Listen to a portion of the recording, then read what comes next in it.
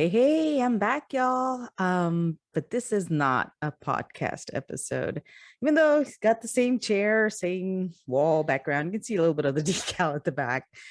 Um, but this is something that some of my friends suggested to me.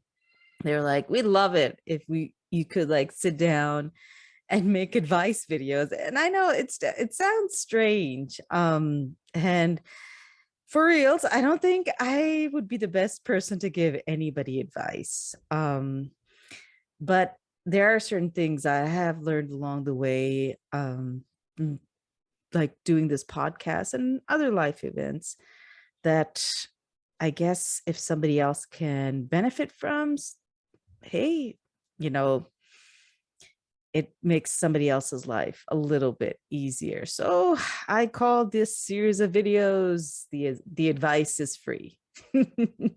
You are free to take it, free to leave it, and as always, I'm not an expert in anything, just my own life. I am not a therapist or anything remotely related to self-healing by any stretch of the imagination. And everybody's life is different. Some things people might be able to relate to, other things they might not be able to. So here I go, episode 1. And this bit of advice, if I had to give it to somebody, I wish somebody had given it to me when I was younger. Because I think a lot of people exist with a very false sense of empathy. I always thought that I was really an empathetic person. And I think to a certain degree I was. But here's the thing. You cannot really feel somebody else's empathy. Not somebody else's empathy, but somebody else's pain and emotions unless you recognize your own.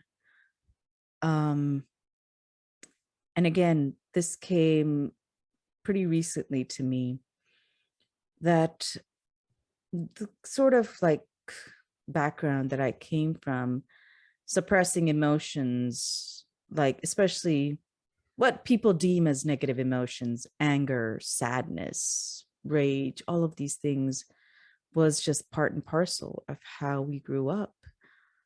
Expressing these emotions was not a given.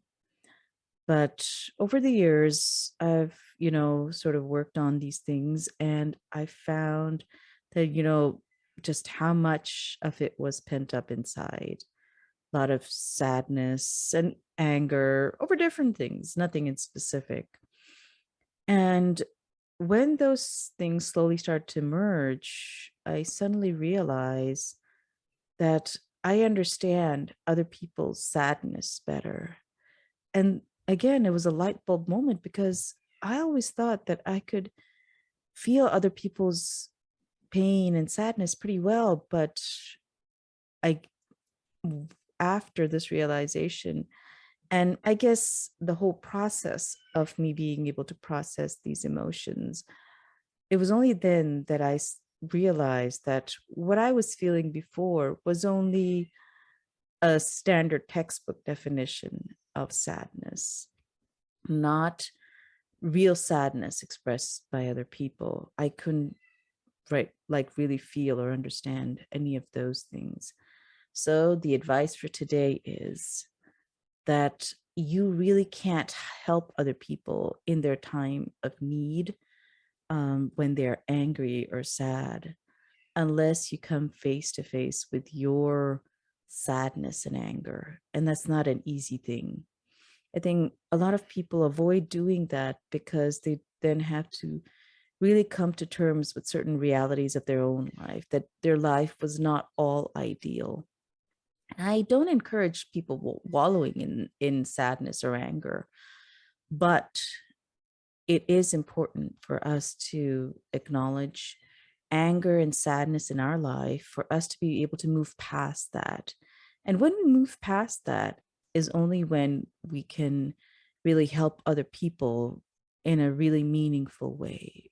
Otherwise, it's just surface level empathy, and surface level empathy never really helps other people.